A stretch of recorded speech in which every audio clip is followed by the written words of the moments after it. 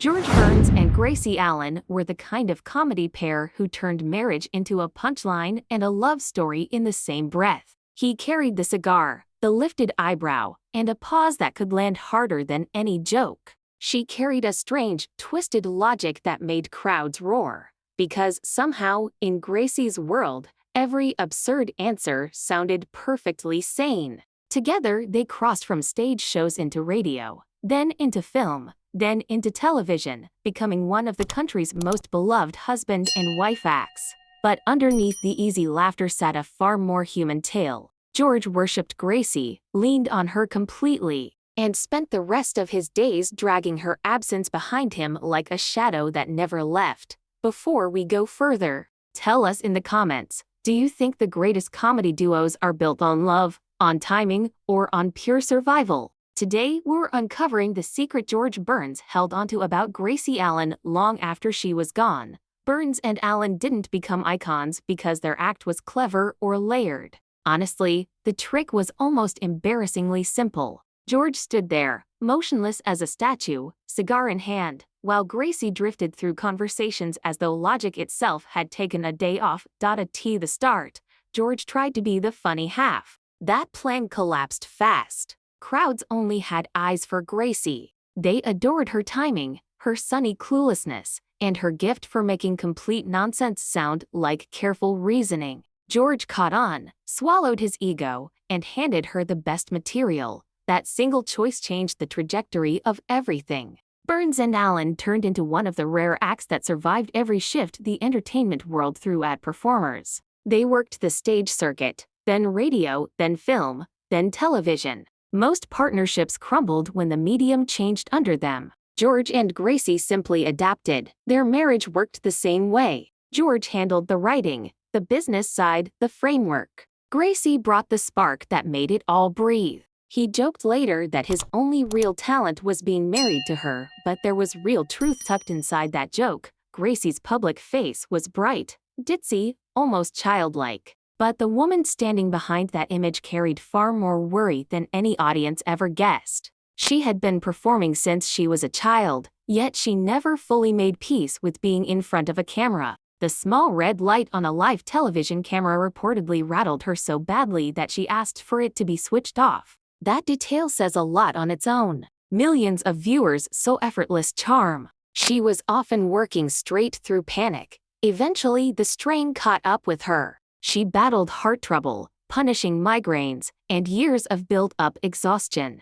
George wanted the show to keep going. Gracie wanted peace and quiet instead. She stepped away from performing. George tried to carry the show forward without her, but the gap was impossible to hide. The act had always been Burns and Allen. Without Allen, Burns suddenly looked like a man standing on stage, waiting for someone to answer a question he'd already asked. Now here's the secret George carried. It wasn't that he loved Gracie, everyone already knew that. The secret was that somewhere along the way, during their marriage, he had betrayed her. A single night, a single lapse, and he later admitted to it with a bluntness that somehow made the whole thing sting even harder. The way it came to light was almost painfully plain. A member of their household staff reportedly discovered evidence of the affair and left it somewhere. Gracie couldn't miss it. George knew she had seen it. He also knew she understood exactly what it meant. He didn't try to talk his way free of it. Instead, he bought her a silver piece she had wanted for a while, along with an expensive brooch. Gracie accepted the gifts. And then, according to George himself, the two of them never brought the subject up again.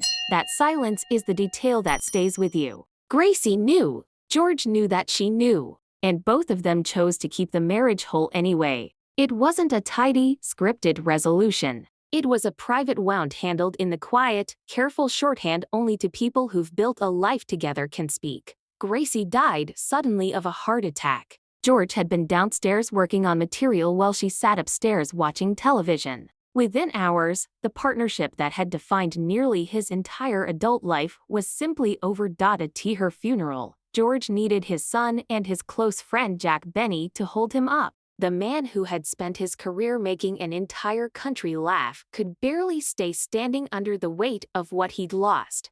Afterward, sleep abandoned him. He later admitted he started sleeping in her side of the bed because it gave him some kind of comfort. That single detail carries more than any long speech ever could.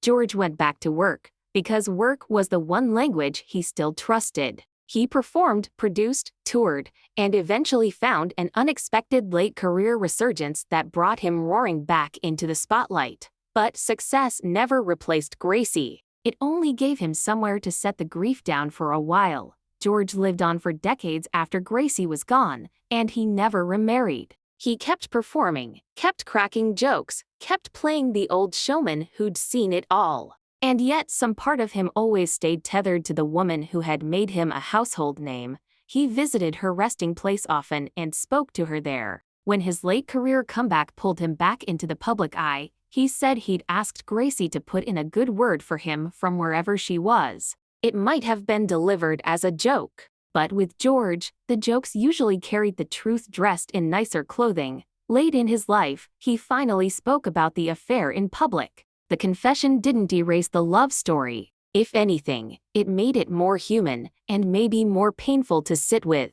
For years he had been remembered simply as Gracie's partner. Privately, he also carried the memory of the one night he had hurt her. When George died, he was laid to rest beside her. The engraving gave Gracie's name the first line. It read that the two of them were together again. After everything, he handed her top billing one final time. So now it's your turn. Does George Burns' lifelong devotion after Gracie's death change the way you see the secret he kept? Or does that single betrayal still change the whole story for you? Let us know in the comments.